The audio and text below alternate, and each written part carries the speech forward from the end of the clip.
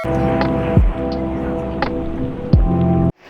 वालेकुम दोस्तों, मैं आपका दोस्त मोहम्मद लतीफ़ एक दफ़ा फिर हाज़िर हूँ आपके साथ बहुत ही प्यारी और मुअज़्ज़ज़ और पहुँची हुई शख्सियत की कहानी के साथ, जिनकी मज़ार को मैंने दोस्तों के साथ रब्ता करके लिंक करके जानने की कोशिश की और मुझे उनके लोकेशन का पता लग गया।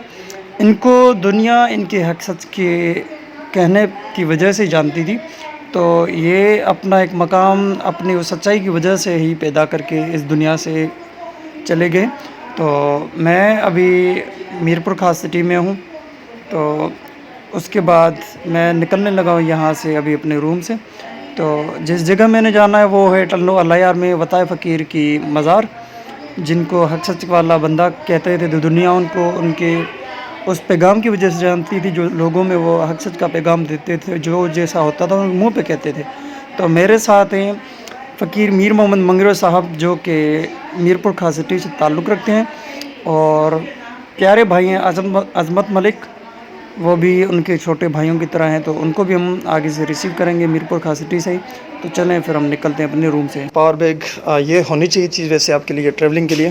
तो ये रूम लॉक कर लिया हमने। वालों की उतार की तो बात ही अलग है, वैसे रहने का है।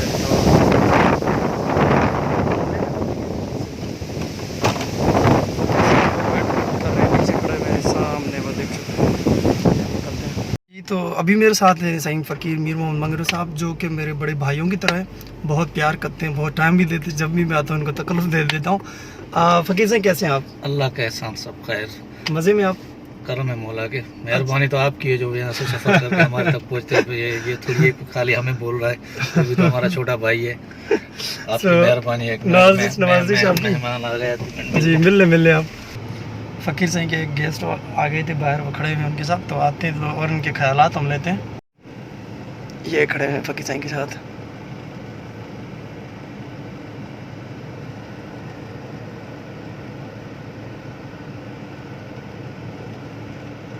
बहुत ही आला किस्म की शख्सियत है फ़कीर साहब की, इतनी बड़ी पोस्ट पे, लेकिन उसके बाद भी हर दिल अजीज़ इंसान है, सबके साथ प्यार करने वाले, सबके साथ मुंह पे अपने चेहरे पे मुस्कुराहट हमेशा बिखेर के रखते हैं। जिनसे मिलते हैं मुखलिसपनी के साथ मिलते हैं। और अगर बदकिस्मती से कभी इनके पास कोई ऐसा भी केस आ जाए, हालांकि जो इनके कोई दुश्मन है, या क्योंकि आपको पता है ऐसे लोगों के बहुत सारे एंटी लोग भी होते हैं, तो ये ऐसे इंसान है कि अपने दुश्मनों के साथ भी अच्छा ताल्लुक़ रखते हैं, उनके साथ अच्छी बना के रखते हैं और उनको तहे दिल से इज़्ज़त देते हैं। तो आते तो वकी से थोड़ा व्यू लेते हैं हम। लेट नाइट तक रात गैदरिंग थी इनकी, जो भी कोलीग्स थे जो सारे पुलिस महकमे के। तो अभी हम थोड़ी देर में अभी फ़कीर से आते तो हम निकलते हैं उधर टल्लो अल्लायार की तरफ। आगे से ही हैं मुस्तफ़ा साहब, उनको भी हमने रिसीव करना है, फिर आगे निकलना है।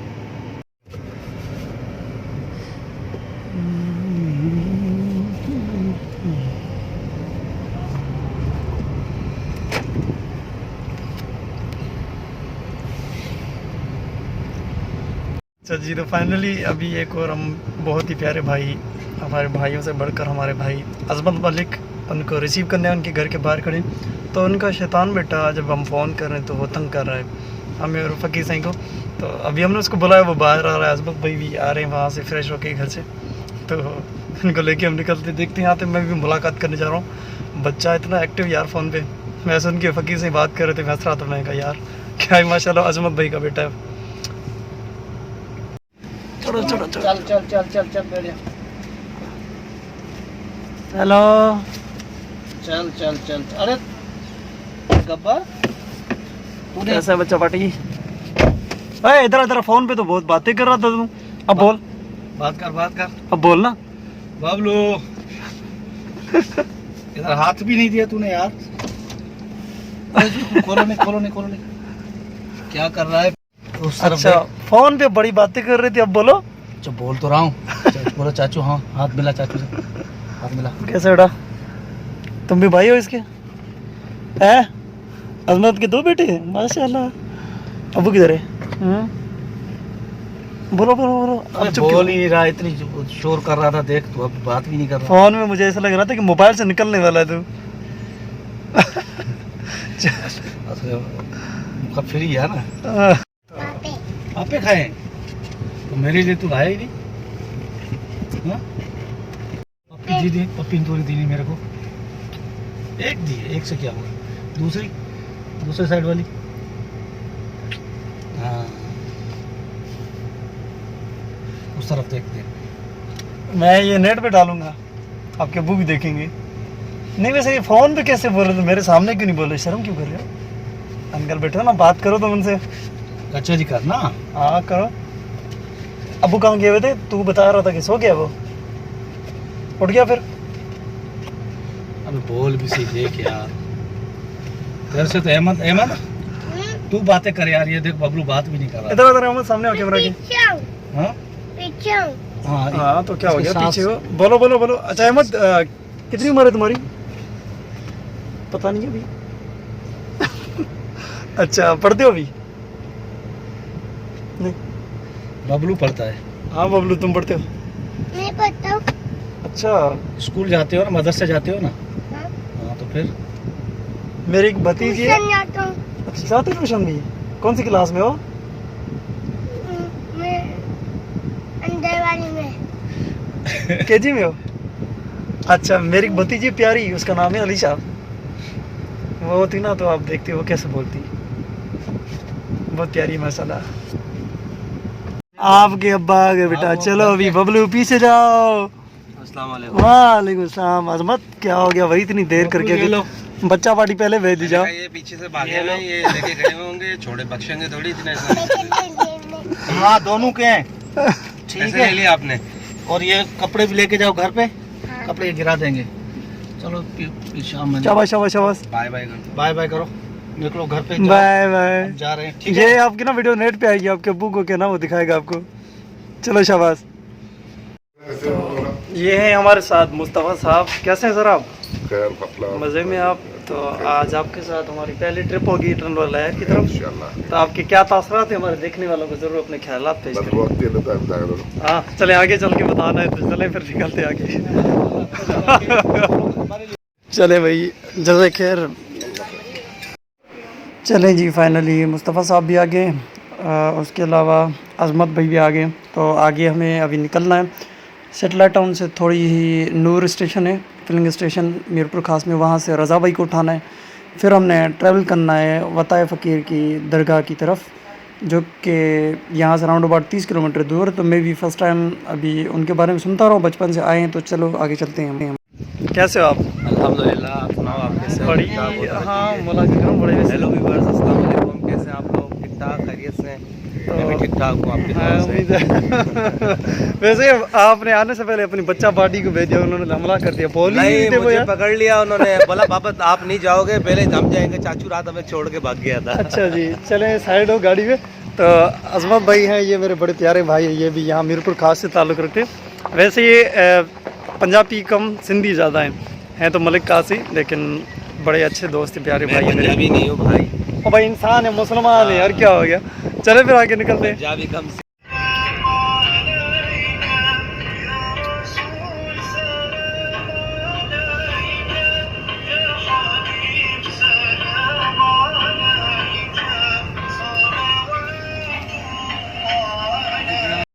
जी फाइनली हम पहुंच गए टंडोला यार।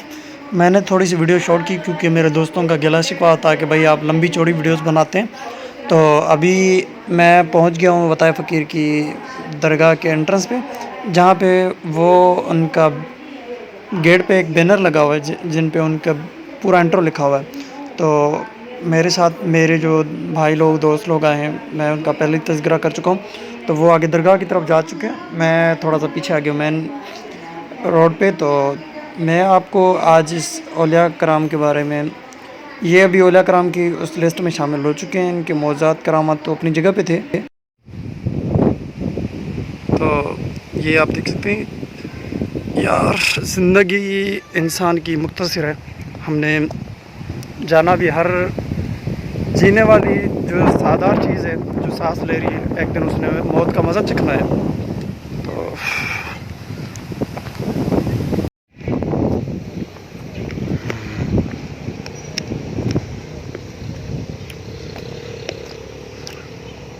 ये इनकी मज़ार है वताए फ़कीर की। और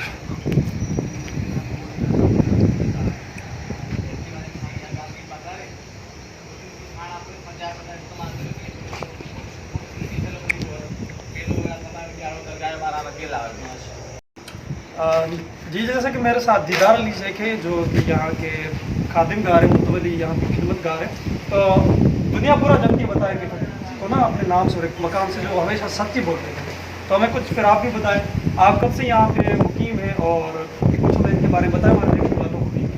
देखिए बताया फ़कीर के बारे में बहुत सी बातें, लेकिन हम जब तक जहाँ से दरगाह को सुनाते पहले दरगाह हमने भाई को बताया कि ये सैयद अली शाह का मकबरा बना है, सैयद अली शाह का दरोगा है ये। सही पीराने पीर दस्तगीर की जिलानी के ख़ानदान में से साईं थे, असल में मदीने शरीफ के थे। फिर चट्टो ज़िलों में साईं जमील शाह दातार गिरनारी के बाकी उनके मुकीम थे वहाँ से।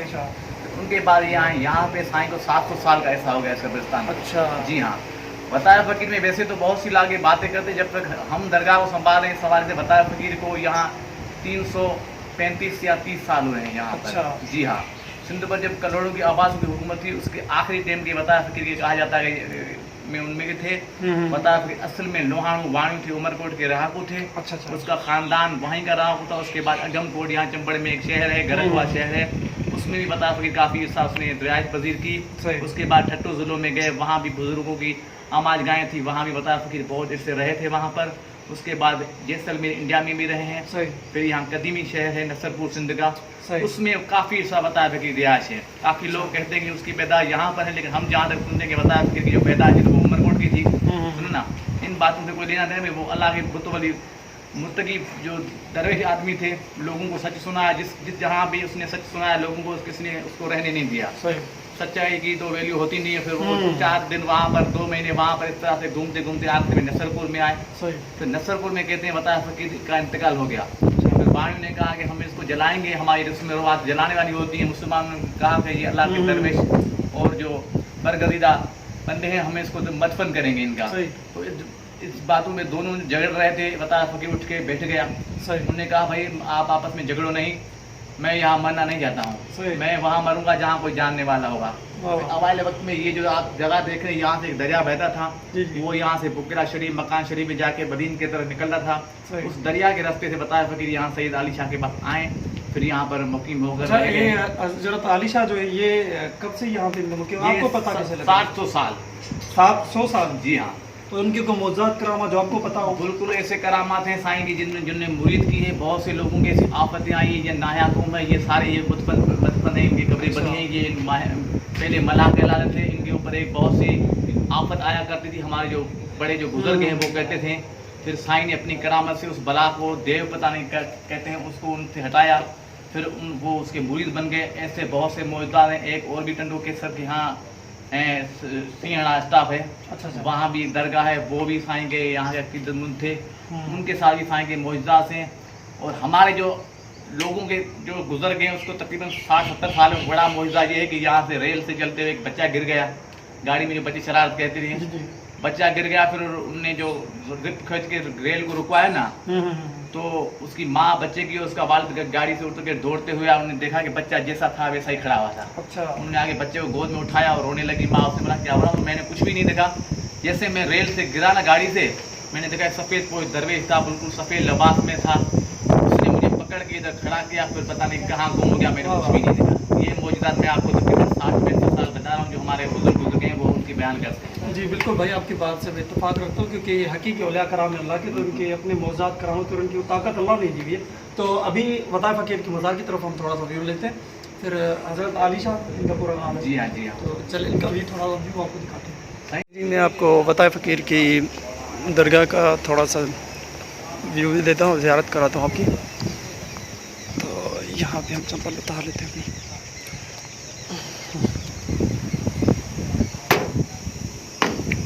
जी हाय हाय, दुनिया को सच कहने वाला आज खुद ही खामोश सोया पड़ा है। ये तो बरक हमने एक दिन इस राह पे चलना और जाना ही जाना है। तो ये तो मैं भी बचपन से सुनता हुआ आया हूँ। हाँ रज़ा भाई, आप भी पहली दफ़ा आए हो यहाँ पे? हाँ मैं भी फर्स्ट टाइम आया हूँ और अच्छा लग रहा है यहाँ पे आके। तो आप मीरपुर खास से 30 किलोमीटर दूर है, आप अभी तक नहीं आए, इतनी उम्र आपने नहीं, गुजारी। तो सुना हुआ था, लेकिन क्या है कि बस एक मसरूफियात होती हैं। तो आज तो आपकी तवज्जो से जो है ना ये शरफ हुआ है कि सही। मगरिब की तरफ चलें। बात का है। और शुक्रिया नवाज़िश, आपने टाइम निकाला हमारे साथ आए। तो आप ये देख सकते हैं, ये बंदा था जो औलिया कराम के अभी उन कैटेगरी में आ चुके हैं।